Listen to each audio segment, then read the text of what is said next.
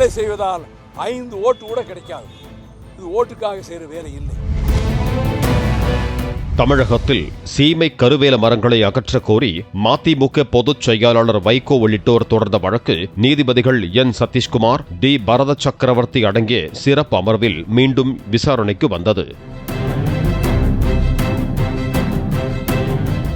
அப்போது நேரில் ஆஜராகியிருந்த வைகோ விவசாயிகள், சுற்றுச்சூழல் ஆர்வலர்களுடன் இணைந்து தேனி மாவட்டம் ஆண்டிப்பட்டி உள்ளிட்ட பல இடங்களில் சீமை கருவேல மரங்களை அகற்றியதாகவும், கருவேல மரங்களில் இருந்து வெளியாகும் கரியமில வாயு காரணமாக தனது நுரையீரல், தொண்டை பாதிக்கப்பட்டுள்ளதாகவும் தெரிவித்தார். நானே அந்த பணியில் ஈடுபட்டதால் தூரோடு வேரோடு எடுத்தால் தான் அகற்ற முடியும்.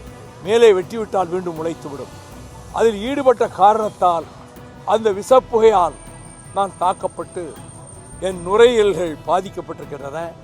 கடந்த 20 நாட்களாக நான் பேச முடியவில்லை. நான் அதை பொருட்படுத்தவில்லை. மேலும் சில இடங்களில் வருவாய்த்துறை அதிகாரிகள் கருவேல மரங்களை அகற்ற ஆட்சேபம் தெரிவிப்பதன் மூலம் பொதுமக்கள் பங்களிப்பில் ஊக்கக்குறைவு ஏற்படுவதாகவும், மாவட்ட ஆட்சியரின் தலையீட்டுக்கு பிறகு அவர்களுக்கு அனுமதி வழங்கப்படுவதாகவும் குறிப்பிட்டார். இந்த சுற்றுச்சூழலை காப்பாற்ற வேண்டும் என்கின்ற அக்கறை மக்களுக்கு ஏற்பட வேண்டியது அவசியம் என்றாலும் அந்த அக்கறை யாருக்கும் கிடையாது. நான் 11 ஆண்டுகளாக இதற்காக போராடி கொண்டிருக்கிறேன் உயர்நீதிமன்றத்தில். இப்பொழுது கடந்த முறை நீதிபதிகள் அரசாங்கத்துக்கும் சரியான ஆணைகளை பிறப்பித்தார்கள். மாவட்ட கலெக்டர்கள் என்னுடைய கூட்டத்தை கூட்டி வருவாய்த்துறை தலைமை அதிகாரியின் மூலம் இவற்றை அப்புறப்படுத்துவதற்கான வேலையில் முழுமையாக ஈடுபட வேண்டும் என்று அவர்கள் ஆணையிட்டார்கள்.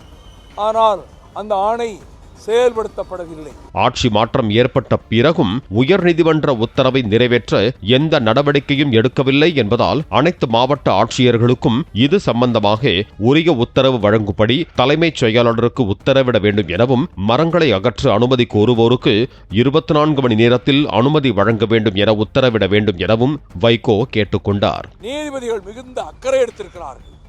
சரியான ஆணைகளை பிறப்பித்திருக்கிறார்கள்.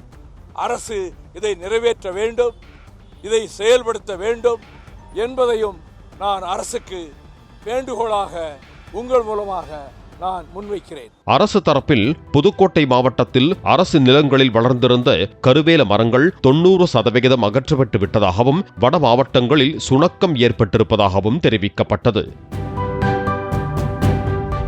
அடிஷனல் அட்வொகேட் ஜெனரல் நினைக்கிறேன் சொன்னாரு, எந்த ஊர்ல எடுத்திருக்காங்க, எங்கே எடுக்கல. கோர்ட்ல இப்படி தப்பான தகவல்களை அரசாங்க அதிகாரிகள் சொல்லக்கூடாது. அப்படியே குவிஞ்சு கிடக்கு, எல்லா ஊர்லயும் அடர்ந்து கிடக்கு. அப்போது குறுக்கிட்ட நீதிபதிகள், நீதிமன்றம் நியமித்த நீதிபதிகளுடன் அரசு துறை செயலாளர்கள் எந்த கூட்டத்தையும் நடத்தவில்லை.